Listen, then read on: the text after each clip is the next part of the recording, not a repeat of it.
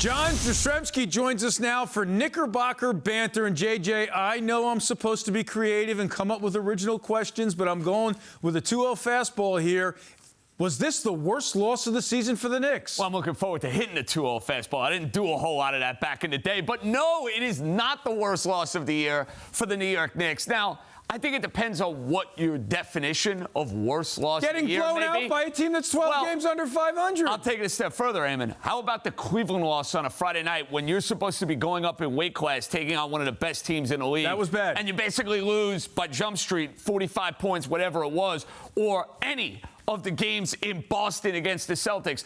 I'm going to be more partial to those particular games because, to me, that's the measuring stick for this Knicks team. Not a San Antonio team without Wembanyama. We've seen the Knicks go and beat up sub-500 teams pretty consistently throughout the year. The knock on this team all year has been, can they go and beat the big team?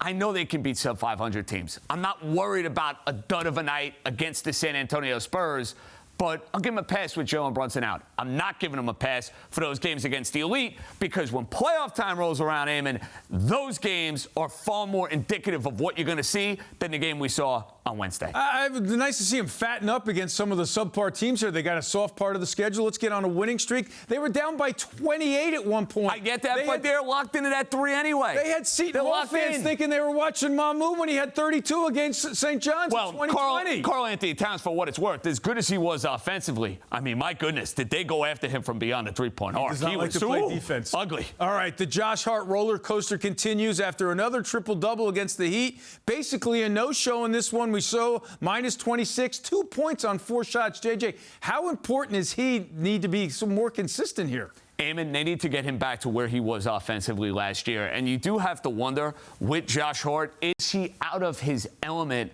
from an offensive standpoint because his podcast partner and his buddy from Villanova is not playing, and he plays so well off of Jalen Brunson?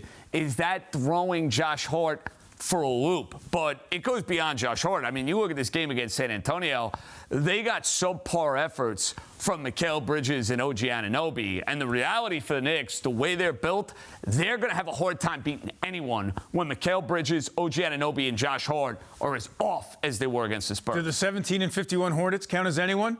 Because that's who's up next. Better win.